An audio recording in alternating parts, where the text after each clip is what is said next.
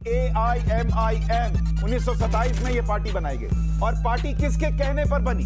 हैदराबाद के निजाम के कहने पर बनी। इस पार्टी का मकसद था एक अलग मुस्लिम राष्ट्र बनाना।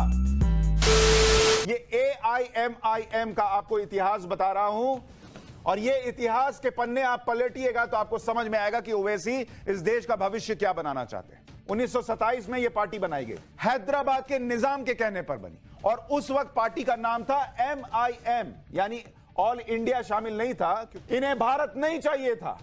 इनका मकसद था कि एक अलग मुस्लिम राष्ट्र बने, जैसा जिन्ना चाहते थे, यानी हैदराबाद एक अलग मुस्लिम राष्ट्र बने। 1944 में 1944 का वक्त आते आते कासिम रिजवी, जो इनके लीडर हुआ करते थे, कासिम रिजवी, और रिजवी ने 1.5 लाख रजाकारों की फौज तैयार की। रजाकारों की यह फौज इसलिए तैयार की गई थी कि भारत में हैदराबाद के विलय को रोका जा सके। सर, वो हैदराबाद से कासिम रिजवी आए हुए हैं, आपसे मिलना चाहते हैं। ये हिंदुस्तानी सरकार अपने आप को समझती क्या है? देखिए, हम आपको ऐसा सबक सिखाएंगे जिसे आप जिंदगी भर भूलेंगे नहीं। आसमान में जब तक चांद सितारे चमकते रहेंगे, हैदराबाद आजाद रहेगा।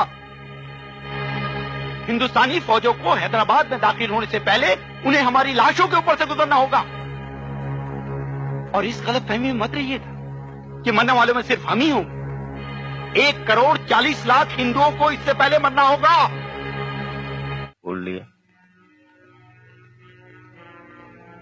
आपने कहा कि आप 1,40,00,000 हिंदुओं को मरवा देंगे। हाँ, अगर हमें मजबूर किया गया तो। अच्छा, उस वक्त हम क्या कर रहे होंगे? इन्होंने हैदराबाद में खूब खून खराबा किया, हिंसा किया और तत्कालीन गृह मंत्री सरदार पटेल ने एक्शन लिया। सितंबर 1948 जब भारतीय सेना ने ऑपरेशन पोलो शुरू किया, यानी ये वो ऑपरेशन था, ऑपरेशन पोलो, जिसके तहत हैदराबाद को भारत में उसका विलय किया जा रहा था। रजाकारों की जो फौज थी उसको रोका गया और सरदार पटेल को क्रेडिट जाता है कि उन्होंने ऑपरेशन पोलो चलाकर हैदराबाद को भारत में विलय कराया, वरना आज हैदराबाद भारत में नहीं होता। ये कासिम रिजवी और ये MIM मिलकर एक अलग मुस्लिम राष्ट्र बनाने चले थे। यानी इसी साल में जब वो ऑपरेशन पोलो चला, MIM को बैन कर दिया गया क्योंकि ये पार्टी देश के लिए खतरा थी। और इसके जो नेता थे कासिम रिजवी, उन्हें 1957 तक जेल में रखा गया। उसके बाद कासिम रिजवी को छोड़ा गया, लेकिन इस शर्त पर छोड़ा गया कि वो जेल से छूटने के 48 घंटे के अंदर पाकिस्तान चला जाएगा। कासिम रिजवी पाकिस्तान तो चला गया, लेकिन उसने एक काम किया। जब वो पाकिस्तान गया तो उसने अपनी बैटन यानी MIM की जिम्मेदारी एक वकील को दी और उस व्यक्ति का नाम था, आपको सुनना चाहिए, उस वकील का नाम था अब्दुल वाहिद ओवैसी और ये थे असदुद्दीन ओवैसी के दादाजान।